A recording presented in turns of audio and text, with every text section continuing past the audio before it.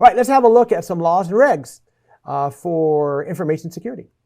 Now, if you work for an organization that uses and processes, makes use of customer credit card data, then you are covered by PCI DSS. PCI DSS is the payment card industry security data standard. And so this is very important for people, like I said, processing credit cards, debit cards, some of those like prepaid gift cards that you can get, and e-purses, ATMs, point of sale registers, and so on. And so it applies to all the entities involved with that. And at a high level overview for PCI DSS, what they want us to do is to build and maintain a secure network, protect that cardholder data. We don't want the card exposed. Maintain a vulnerability management program, implement access controls, regularly monitor the network, regularly test the network, maintain information security policy. So if you don't do this and you have customer payment data, then you can get fined. You can get your privileges of processing credit card data removed and revoked, and get it very hard to get it back again. So it's very important to comply with PCI DSS if you are processing customer credit cards, debit cards, etc. The next one is ISO IEC 27001. 27001 actually covers quite a lot, and there are a lot of subtopics in 27001, but there is specifically 27001:2013, which is the requirements for establishing, implementing, maintaining, and continually improving your information security management system. This is actually pretty cool. So if you are interested in doing that, which I think a lot of us are, what you do is you take all of the tenets of 27001:2013 and you match them up with how you are doing in your organization and see if you can bring your level of efficacy, of how well you're doing, to the level of 27001:2013.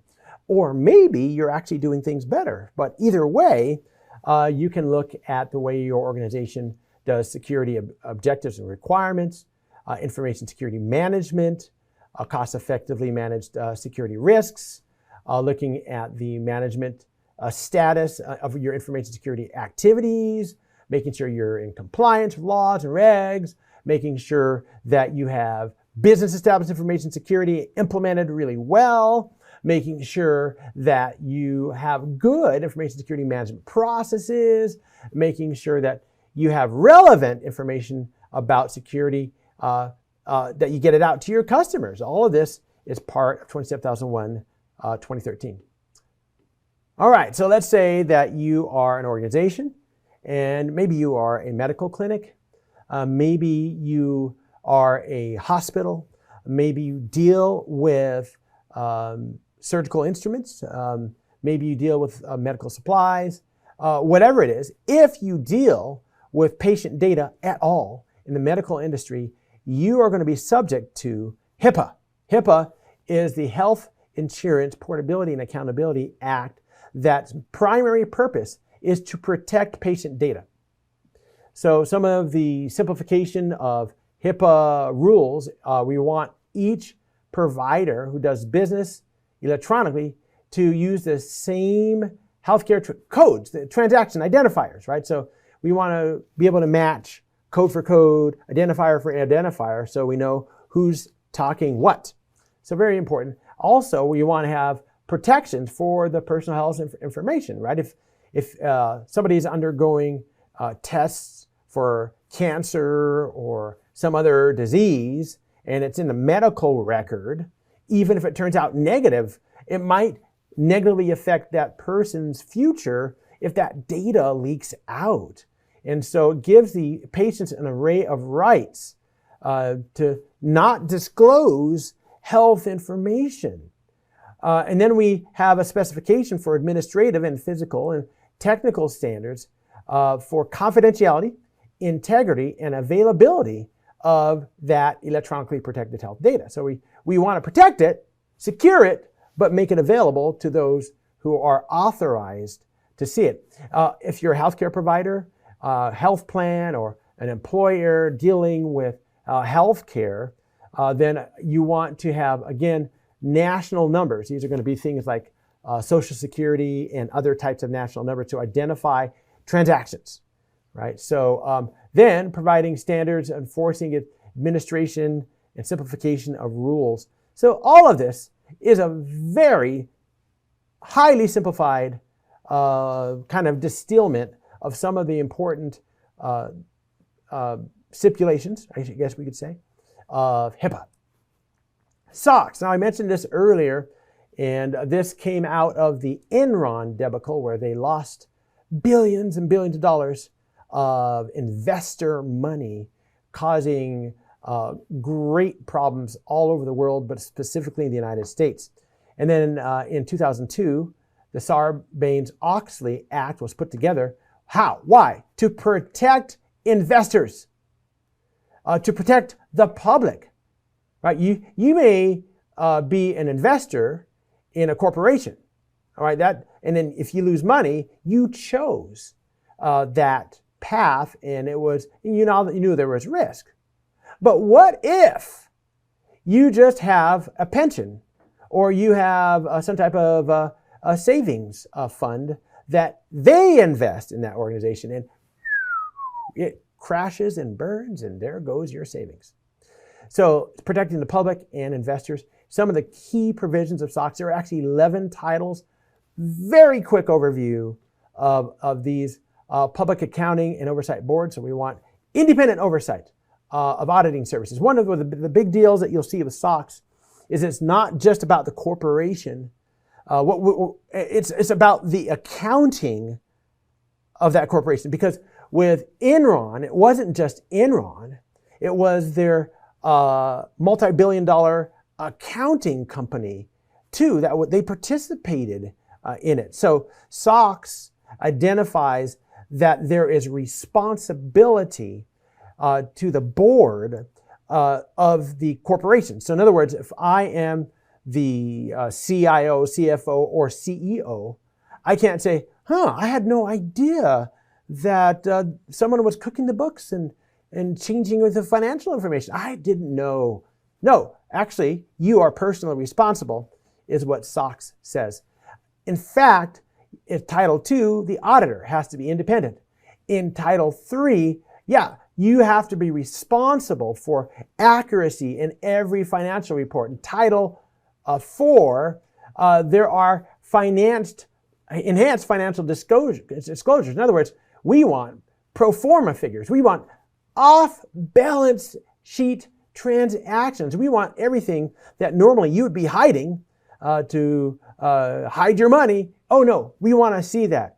Also with Title V, we don't want your analysts, your accountants, your CPAs to have conflicts of interest. Why? Because we want investors to be confident that what they are seeing, that reporting, is actually real. That's Title V. Title VI, we want the practices of the Commission of Resources and Authority, again, to be done in a way that will preserve, again, we see this over and over again in SOX, to restore investor confidence in this case, security analysts. And then in Title VII, we have subsidies and reports, where we want to take that public accounting, take credit rating agencies, security markets, and so on, and enforce violations and take these organizations and make sure they're not manipulating earnings or obfuscating true financial conditions.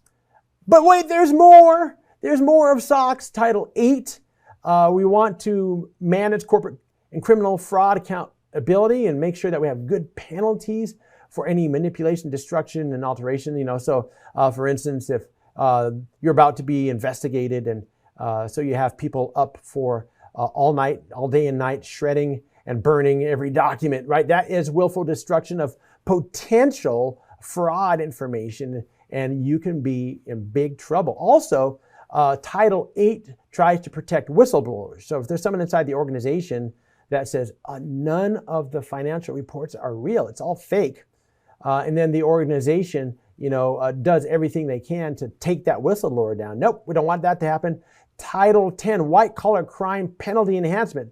So used to be that if white-collar crimes happened, you didn't get much of a penalty. But now it's actually enhanced, stronger sentencing behind bars. Oh yeah, that was Title 10. 11 is corporate tax returns for your CEO. The CEO needs to sign off on it. The CEO can't say, oh, not me. I didn't see that tax return. I see no evil. So that's with Title 11, Title 12, corporate fraud accountability, identifying fraud, tampering, etc. The SEC can actually freeze large or unusual payments, like the organization might be trying to pay off somebody. So what does this have to do with you in IT? Well, you as an IT ethical hacker, security worker, network defender, you might need to facilitate the SOX titles in the IT department on servers, workstations, and creating application security and so on to help facilitate making this possible. Like for instance, in terms of auditing, you might need to create accounts, et cetera, that help auditors look into transactions, trades at the corporate level, the accounting level, et cetera. So you may have to deal with this as an IT worker. Next, we look at DCMA, the Digital Millennium Copyright Act. There was a problem near the turn of the century because in the 1990s, new technology became available to do some very amazing stuff. Did you know that you can buy this plastic thing called a CD and you put it into a player and you don't even need a tape or a record player? Music comes out. It's all digital. Oh, really? Can I copy it like I copied my tape or my record player? Nope. It is actually encrypted. Same with this other new technology called a DVD. But wait, technologies then came out that allowed you to decrypt the MP3 and decrypt the DVD and take that encrypted digital data and put it wherever you want. This was the age of Napster. And Napster and related technologies that could rip, you still call it rip, rip is short for rip off, or steal that digital information, became extremely popular. Well, whose information were they ripping? It was the information of the entertainment industry, music, Hollywood, all the people who had copyrights and were very dependent on record sales and video sales in order to keep their income up, which was directly threatened by this activity. Well, the entertainment industry is powerful. They went to Congress and it turned out this was a big issue, and eventually the Digital Millennium Copyright Act was formed. And so one day, some people in suits knocked on the door of a suburban mother who was just cleaning up after lunch and said, "We've looked at the IP address and this house is stealing digital information." Yep, it was 12-year-old Johnny, who's at school right now, who's running Napster in his bedroom. So either way, that's the DMCA in a nutshell. It's still active. Also, it can apply to your organization, especially if there are illegal recordings of intellectual property that are stored in your network. So you have to be very careful that the copyright owners' works are protected, right? We don't want it to be altered, moved, or whatever. We want that information not to be on our network. So DCMA, very important still in the world today. The next one I want to talk about is FISMA. FISMA is the Federal Information Security Management Act, right? So it is a comprehensive framework for what? Well, making sure that we have good security controls over information that supports what? Federal. Well, what federal? The United States of America. Federal operations and assets. So if you are a federal contractor, if you are a federal agency, you're going to be covered under FISMA, Information Systems Mission Impact, requirements for information systems for minimum security, selecting appropriate security controls for information systems, making sure that you have control effectiveness and you have authorization, security authorization in your information systems. There's a little reference there, cert.nist.gov, where you can look up FISMA. So again, for federal agencies, we have FISMA and good old European Union. So the European Union got together. They make a lot of laws, just like the United States makes a lot of laws. And as of May 25th, 2018, they put together the General Data Protection Regulation, or GDPR. And what GDPR's principles are was lawfulness, fairness and transparency, purpose limitation, data minimization, accuracy, storage limitation, integrity and confidentiality, and accountability. If you ask anybody who has heard of GDPR, they'll actually talk about two things. Number one is the right to be forgotten. So if I go to a website, a provider, an organization, and I say, hey, I don't want to be part of this anymore, get rid of my information, then they should be able to delete all your information from all their archives. And as far as that organization is concerned, you no longer exist. That's the right to be forgotten. The other artifact of GDPR is cookie notifications. Oh yeah, those nice cookie notifications you see all over the internet.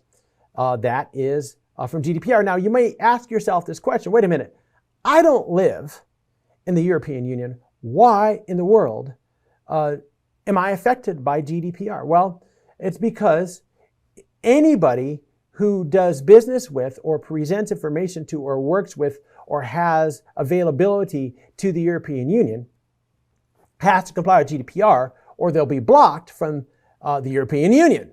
Right? So if I have an organization and I have a website and people from Europe go to it, view it, shop on it, or whatever, then I better comply with GDPR, or else that availability will be gone. Next, we look at good old DPA 2018. This is the Data Protection Act, regulation for individuals that are making connection with any of the functions of the commissioner, including regulation of marketing codes. It's really to protect individuals in terms of personal data, that it is processed lawfully, that it's processed fairly, that the rights of individuals are protected, and so on. Wait a minute. I said commissioner. Which commissioner? Well, this also is not a United States act. This is a UK act. So if you want to look further into the DPA, go to www, right down here, if I can get my laser pointer to go down there, www.legislation.gov.uk. So irrespective of where you live, whether it's in the United States, where you have all these extra laws like Trademark and Patriot Act and Computer Security Act of 1987, whether you're in Australia, United Kingdom, or China, whether you're in Italy, Japan, or Singapore with the Computer Misuse Act, guess what? If your information interacts with these countries, or if you're doing business in these countries, you're going to have to know what these laws are. And one of the problems with laws is they don't go away. So if you have an act that was created in 1974, it may not even be relevant anymore to current modern processing, but it can be applied to it. So you and your legal team need to examine it and the laws of any of the countries with which you do business. So lots to think about. What we want to do is protect information dissemination, protect information and data flow, protect stored information, protect our customers, patients, credit card numbers, etc. And so there are acts, there are laws that can help do two things. Number one, tune up our organization like the ISO, IAC, and to protect patients and credit card users, etc., like PCI DSS and HIPAA. So that brings us to the end of this module. In the next module, I'm going to give you an introduction to ethical hacking, look at some of the fundamentals of the cyber kill chain methodology, hacking concepts, classes of hackers, And we're also going to look at the phases of ethical hacking. So this is the various phases of the hacking cycle. That's what we're going to be doing next time. So that's the end of this module. Join me for Module 2.